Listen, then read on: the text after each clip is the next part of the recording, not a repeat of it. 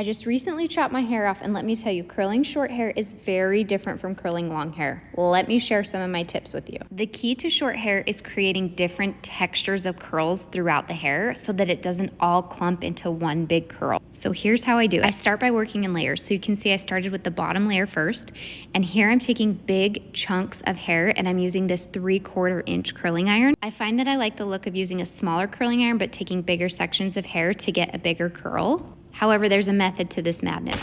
I like to break up the curl pattern. So I start by taking big sections of hair and doing some bigger curls. Once I've curled that whole side, then I go through and I take small sections of hair and just make a tighter curl within those curls. So let me show you a little bit more over here. So again, I've taken big sections of hair and now I'm going through with a small section and creating a little tighter curl.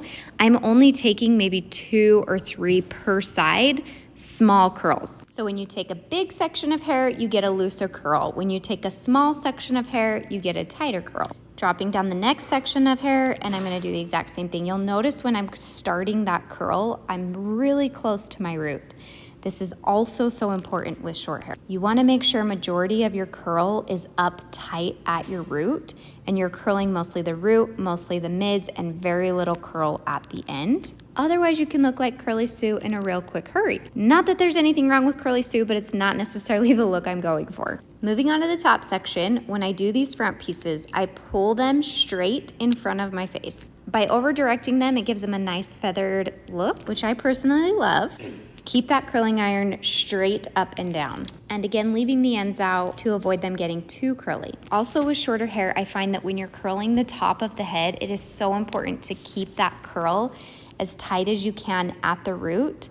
This will help tremendously with achieving good volume that lasts throughout the day. Also through the top, I'm just taking relatively small sections so that I have a tighter curl pattern at the top of the head. Once you finish curling, go in with a hairspray. I'm using the Harmonized Beauty hairspray. It's a flex hold. It smells delightful. It is the best. Never forgetting the Harmonized Beauty texture powder. This is essential for volume and hold that lasts for days. Puff it through and then work it and shake it through the hair so that it distributes and disperses it evenly. This product is magic in a bottle. If I could only use one product on my hair, I would pick this one over and over again. No questions asked.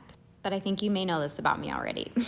I'm not done yet. I have one more trick up my sleeve for even more volume. Because if you can't tell, I love volume. You're gonna take a small section right at your root and you're gonna slide the curling iron under it, right at the root, lifting the hair straight up, leaving the curling iron for like half a second. But look at the lift that gives you right at the root. Love it.